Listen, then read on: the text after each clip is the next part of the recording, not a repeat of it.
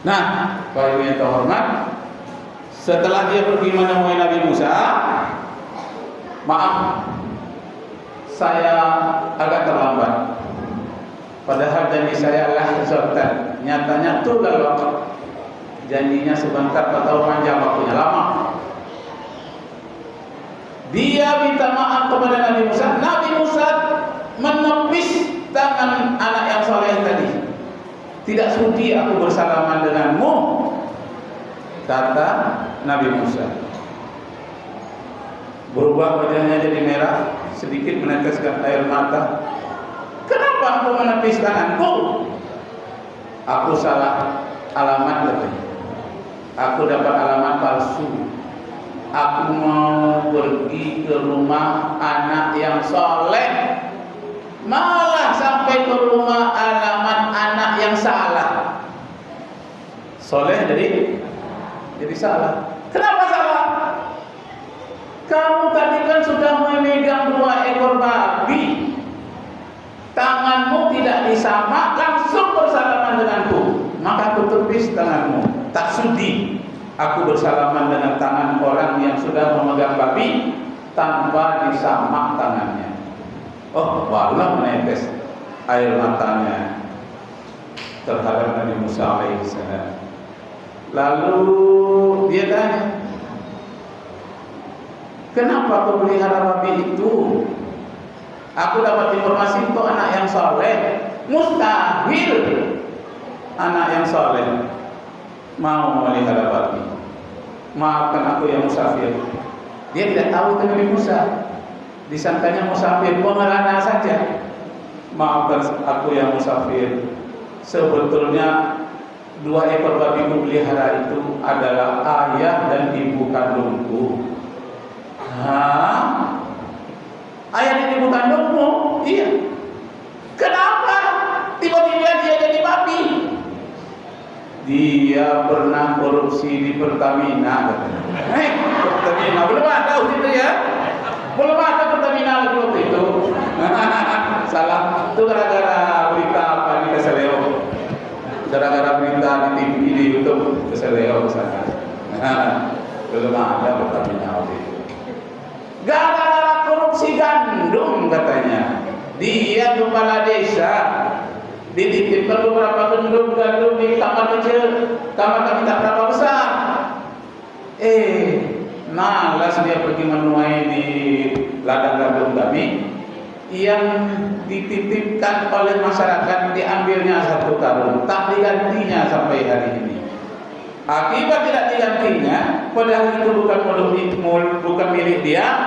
Setelah makan hasil gandum dari hasil korupsi itu, maka tumbuhlah bulu-bulu di badannya, tangannya, wajahnya, berbulu semua, dan keluarlah bau busuk seperti babi di keringatnya, dan mulailah dia merubah ayah dan ibuku itu menjadi babi. Nah, yang korupsi kan cuma bapaknya saja. Kok ibumu jadi babi juga? Ya, ibu dia nyuruh katanya. Hati-hati Bu. Jangan disuruh orang mau rayu Pak. Korupsi sedikit ajengan ya. Besok jadi babi baru tahu. Kalau tidak jadi babi di dunia, besok di akhirat. Adik-adik yang mencatat, ingat ya. Orang korupsi itu nanti akan menjadi babi. Jelas tuh? Itu bukan cerita dongeng. Itu cerita dari Al-Quran. Ayat berapa? Surat Al-Maidah ayat 60. Qiradata wal khanazir. Qiradata itu monyet-monyet yang banyak. Khanazir babi yang banyak. Kalau khinzir 1 babi. Itu wal khanazir banyak babi. Jadi di zaman Nabi Musa, ketika orang korupsi langsung dikutuki jadi babi. Berdoalah Ustaz seluruh Indonesia, ya Allah, jadi babi dan semua koruptor itu ya Allah seperti zaman Nabi Musa. akan banyaklah babi-babi keluar dari kantor-kantor, dari universitas, dari Pertamina, dari perkebunan kopi, banyak keluar. Oh ya Allah, Ustaz, tidak usah memakai itu Ustaz ya. Ustaz dari IPMI juga. Malah dia lagi kosong ya. Iya, pernah ketemu dengan saya di IPMI? Pernah ya? Pernah. Kebetulan saya jadi instruktur pula di IPMI ya. Dulu saya instruktur di guru-guru serial. Nama jabatan saya itu Widya Iswara. Selama 22 tahun. Cuma saya dosen dari hotel ke hotel, bertemu pengawas dari seluruh kabupaten di Mutiara Hotel. Nah, saya ngajar di sana. Itu namanya Widya Iswara. Dan pada awal-awal tahun saya yang ke Jakarta, ditatar oleh orang Jakarta. Saya pulang natar di sini. Itu namanya Widya Iswara. 22 tahun lamanya dan sudah pensiun saya. Nah, kalau di IPMI menatap mubalik muda yang baru-baru belajar ceramah. Itulah tugas saya. Nah, kembali Bapak Ibu yang terhormat, bahwa mengatakan bahwa orang-orang korupsi itu jadi babi itu adalah surat Al-Maidah ayat 60 dan surat 2 surat Al-Baqarah. Nah, catat tuh, lihat kalau enggak ada tanda tangan ini. Dua surat ya. Pertama surat Al-Maidah ayat 60, yang kedua surat Al-Baqarah ayat 65. Bahkan mulai dari surat ayat 61 sampai ayat 65. Di antaranya kunu qiradatan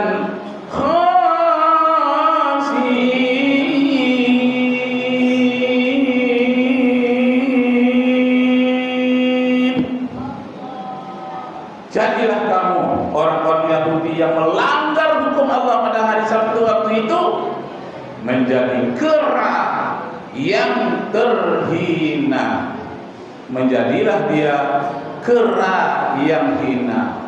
Ada yang dikutuk menjadi babi, ada menjadi monyet, ada yang menjadi ular.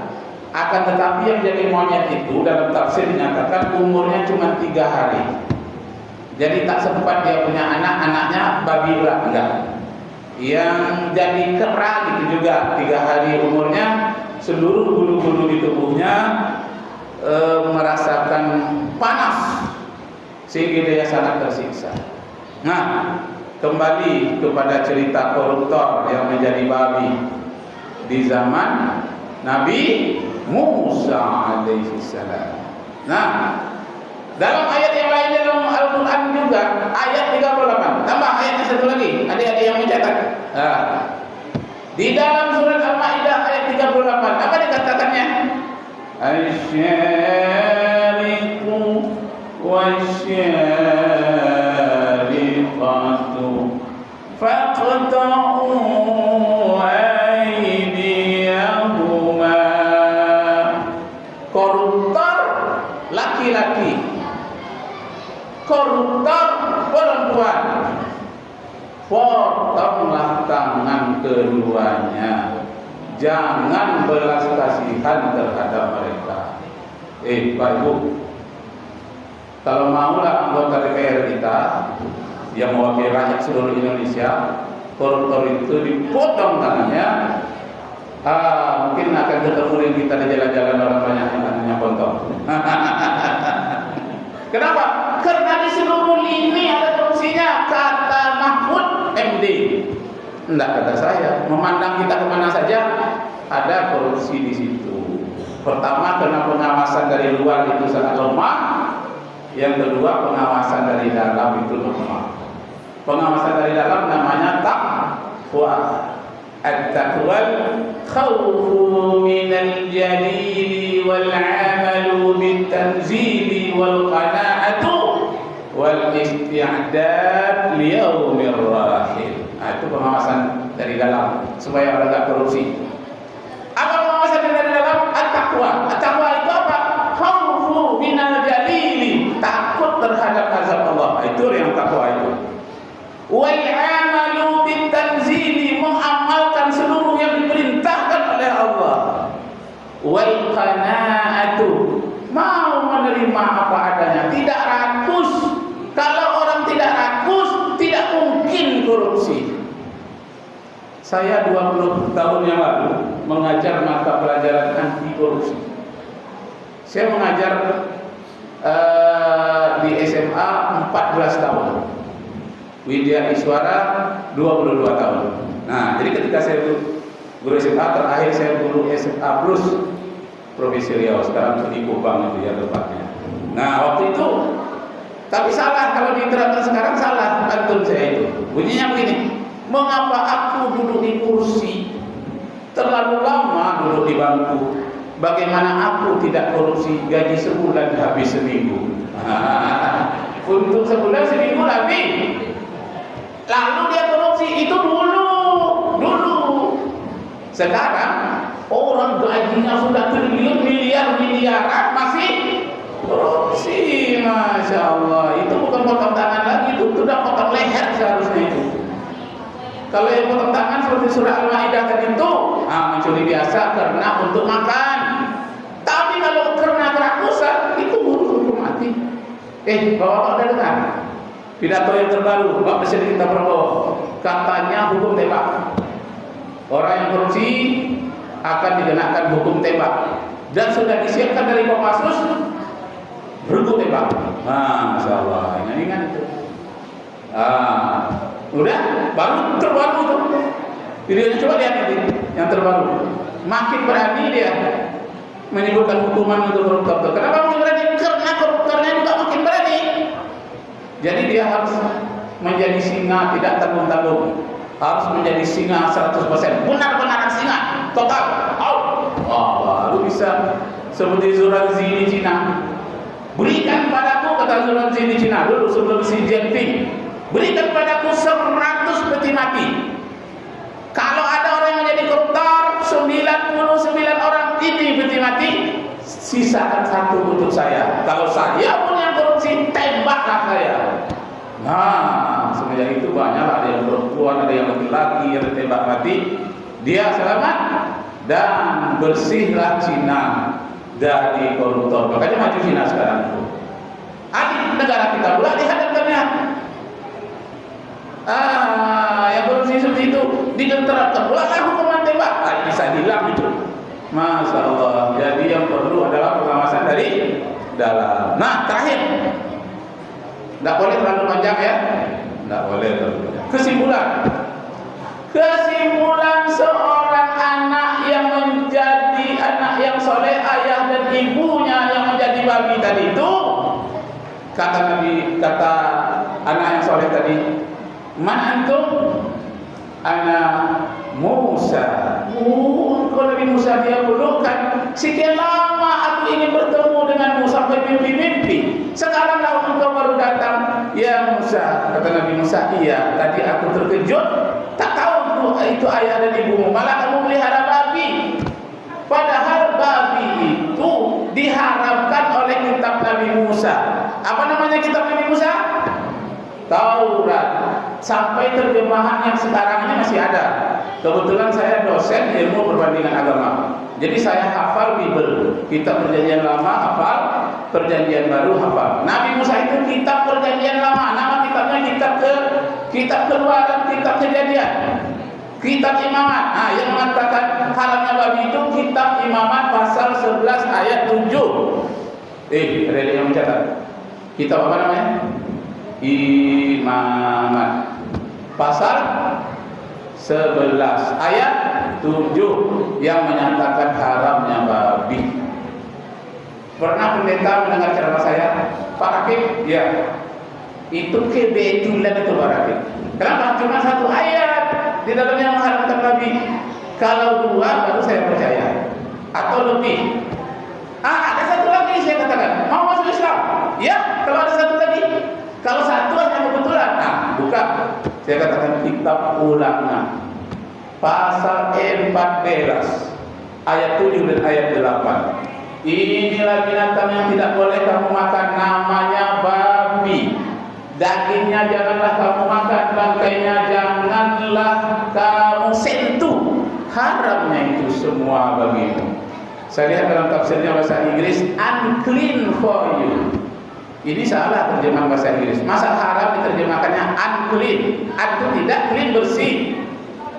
Padahal daging babi itu pertama pun bersihnya tetap haram. Jadi haram dengan unclean beda. Yang tepatnya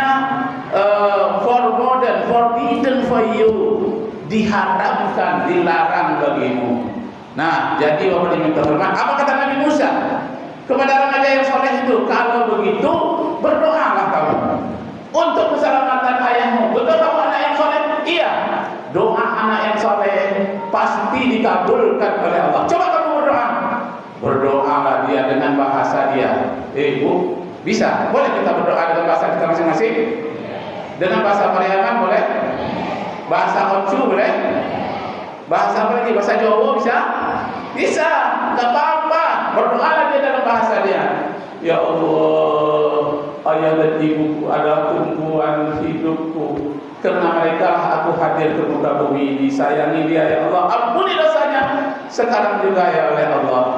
Nah, amin kata Nabi Musa. Maka berubahlah babi tadi menjadi manusia kembali. Lalu dia meminta kain kepada anaknya. Nak tuh, berikan kain kepada ayah dan ibu. Diberikannya kain, pakai pakaian. Datang dia menemui Nabi Musa.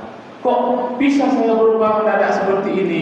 Kata Nabi Musa, berkat doa anak yang soleh. Ibu, mau mendapatkan anak yang soleh? Bunda, saya tunjukkan rahasianya. Kalau mau dapat anak yang saleh, begitu dia lahir, kasih nama si saleh. Itu namanya baru Ustaz. Namanya saleh. Amalnya belum tahu salah. Berikan anak itu nama-nama yang baik, tidak harus saleh namanya. Karena ada yang soleh, namanya soleh, pekerjaannya salah. Ada. Jadi kasihlah nama yang mengandung doa. Asal jangan nama-nama setan dikasih. Ada nama setan 10 macam nama setan. Untuk yang akan datang ya, kita sambung lain kali. Yang penting doa anak yang saleh dikabulkan oleh Allah. Karena itu Bapak Ibu selalulah berdoa, Rabbana hab lana min azwajina wa dzurriyyatina qurrata a'yunin waj'alna lil muttaqina imama. Kalau ada sumur di ladang, bolehlah kita menumpang mandi. Kalau ceramah saya kurang panjang, kita sambung sesudah Idul Fitri. Wassalamualaikum warahmatullahi wabarakatuh.